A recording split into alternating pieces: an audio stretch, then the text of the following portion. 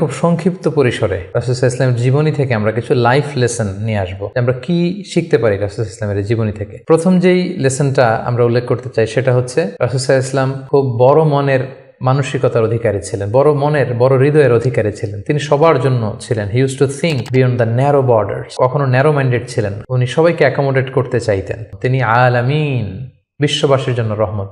He is for all and his teaching is for all.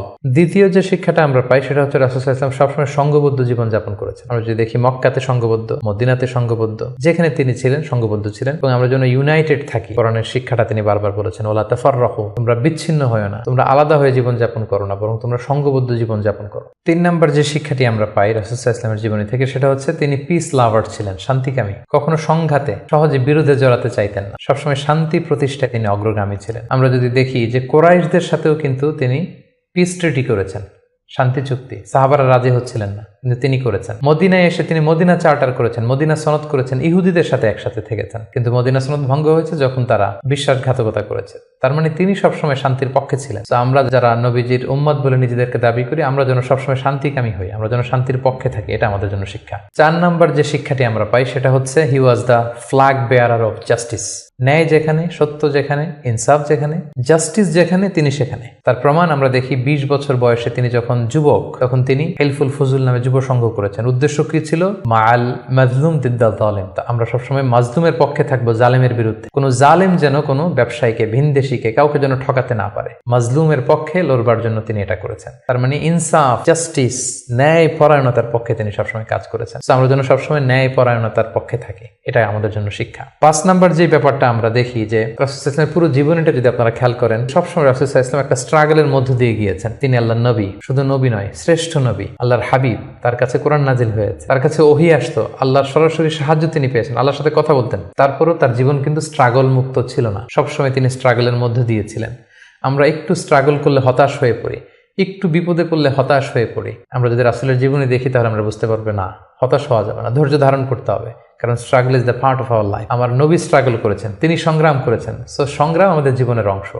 এই শিক্ষাটা আমরা পাই। 6 নম্বর যে শিক্ষাটি আমরা পাই সেটা হচ্ছে রাসূল সাল্লাল্লাহু আলাইহি ওয়াসাল্লাম ব্যক্তিগত জীবনে অত্যন্ত সৎ ছিলেন। যে কারণে যে কুরাইশরা রাসূল সাল্লাল্লাহু আলাইহি ওয়াসাল্লামের বিরোধিতা করত, তারাই রাসূল সাল্লাল্লাহু আলাইহি ওয়াসাল্লামকে উপাধি দিয়েছিল আস-সাদিক আল আমিন, সত্যবাদী, আমানতদার। যেদিন তিনি হিজরত করবেন সেদিন তিনি তার ঘরে রাসূল সাল্লাল্লাহু আলাইহি ওয়াসাল্লাম আলী রাদিয়াল্লাহু তাআলা আনহুকে রেখে গিয়েছিলেন। কারণ ওনার কাছে মক্কার অনেক লোকেরা আমানত রেখেছিল। সেই আমানতগুলো বুঝিয়ে দিতে আলী রাদিয়াল্লাহু তাআলা আনহুর 3 দিন সময় লেগেছিল। এত পরিমাণে ডিপোজিট ছিল, আমানতের বিভিন্ন জিনিসপত্র ছিল, সেগুলো আলী রাদিয়াল্লাহু তাআলা আনহু বুঝিয়ে দিয়ে তারপরে তিনি হিজরত করেছেন। কতটা আমানতদার ছিলেন আমাদের প্রিয় নবী। এবং ওনার এই ব্যবসায় আমানতদারিতায় মুগ্ধ হয়েই কিন্তু খাদিজা রাদিয়াল্লাহু তাআলা আনহা রাসূল সাল্লাল্লাহু আলাইহি ওয়াসাল্লামকে বিয়ের প্রস্তাব দিয়েছিলেন। তো তার উম্মত হিসেবে আমাদের উচিত সত্যবাদী, সৎ এবং আমানতদার হওয়ার চেষ্টা করা। 7 নম্বর যে শিক্ষাটি আমরা রাসূল সাল্লাল্লাহু আলাইহি ওয়াসাল্লামের জীবনী থেকে পাই সেটা হচ্ছে রাসূল সাল্লাল্লাহু আলাইহি ওয়াসাল্লামের একটা ফ্রেন্ডলি ইন্টারাকশন ছিল তার ফলোয়ারদের সাথে, good interaction with the followers.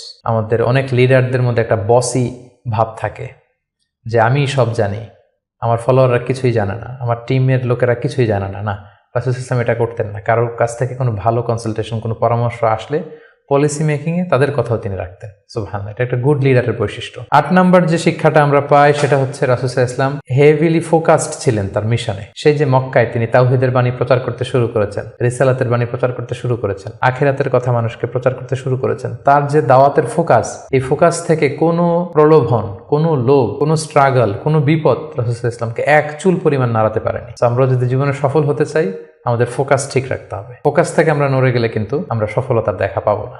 9 নম্বর যে শিক্ষাটা আমরা পাই রাসূল সাল্লাল্লাহু আলাইহি ওয়াসাল্লামের কম্প্যাশনেট অ্যান্ড মার্সিফুল অ্যাটিটিউড। রাসূল সাল্লাল্লাহু আলাইহি ওয়াসাল্লামের দয়াদ্র মানসিকতায় অনেক শত্রু কিন্তু রাসূল সাল্লাল্লাহু আলাইহি ওয়াসাল্লামের বন্ধু হয়ে গিয়েছিল, ঈমান এনেছিল। আমরা দেখেছি মক্কা বিজয় যখন করেছিলেন চাইলে পিষে মারতে পারতেন কুরাইশদেরকে, যারা বছরের পর বছর জন্মভূমি থেকে দূরে থাকতে বাধ্য করেছিল রাসূল সাল্লাল্লাহু আলাইহি ওয়াসাল্লামকে। রাসূল সাল্লাল্লাহু আলাইহি ওয়াসাল্লাম কি করলেন? বললেন যে না, লা তাসরিবা আলাইকুমুল ইয়াউম, কোনো প্রতিশোধ, হিংসা কিছু নেই, ক্ষমা করে দিলাম, যাও তোমরা স্বাধীন। এভাবে নানা ঘটনায় আমরা দেখেছি রাসূল সাল্লাল্লাহু আলাইহি ওয়াসাল্লাম তার অমীয় অনুপম চরিত্রের মাধ্যমে তিনি মানুষের মন জয় করেছেন। এই গুণাবলী যেন আমরা আমাদের মধ্যে ধারণ করবার চেষ্টা করি। সব শেষে শিক্ষাটির কথা বলবো, সেটা হচ্ছে succession management. A good leader produces good leaders. একজন ভালো নেতা শুধু ফলোয়ার তৈরি করে না, সে আরো নতুন নেতা তৈরি করে। আমরা যদি দেখি রাসূল সাল্লাল্লাহু আলাইহি ওয়াসাল্লামের ইন্তেকালের পরে আমাদের লিডারশিপ নিয়ে কোনো ক্রাইসিস হয়নি, সেখানে দাঁড়িয়ে গিয়েছে আবু বকরকে আমরা রাদিয়াল্লাহু তাআলা আনহুকে আমরা আমাদের খলিফা বানিয়েছি। আবু বকর রাদিয়াল্লাহু তাআলা আনহুর ইন্তেকালের পরে ওমরে ফারুক আমাদের খলিফা হয়েছে, তারপরে উসমান, তারপরে আলী রাদিয়াল্লাহু তাআলা আনহু। তার মানে রাসূল সাল্লাল্লাহু আলাইহি ওয়াসাল্লাম এদেরকে কিন্তু সবসময় ডানে বায়ে সামনে পেছনে কাছে নানা কাজে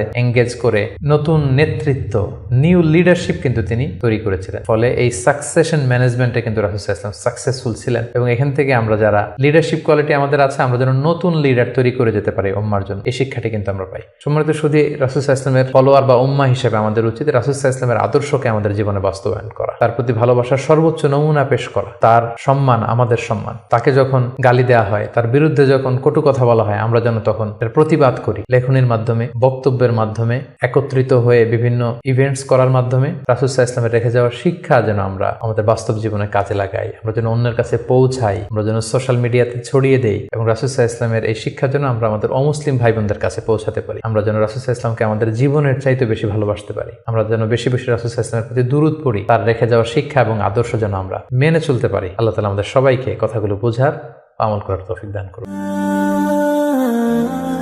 Be a part of our vision. Do listen and share the khair.